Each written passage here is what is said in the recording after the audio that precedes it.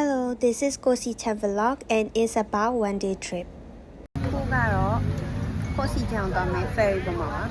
ferry ကဘယ်လောက်ပေးရလဲတယောက်60ပေးရပါတယ်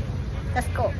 လေကစီယာချပိုင်ရကနေကိုစီချန်ကိုရောက်ဖို့မိနစ်40လောက်စီရပါတယ်။ကျုံးမော်ရောက်တာနဲ့တက်ခါတဲ့တနေ့လုံးရှောက်လဲဖို့အတွက်မော်တော်ဘိုက်ကိုငှားလိုက်တယ်ပေါ့နော်။ငှားကားကတော့တရက်ကို250ဘတ်ပါ။ဒါကတော့ S2 နေ့လယ်စာစားဖို့ရွေးလိုက်တဲ့ဆိုင်လေးပါ။ရှုခင်းကတော်တော်မိုက်တယ်။ပြီးတော့ငန်းတက်မီယာပေါင်းမှစားတာ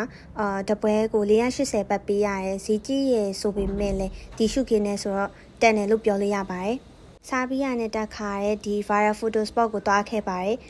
location လေးကိုတော့ comment မှာရေးပေးထားပါမယ်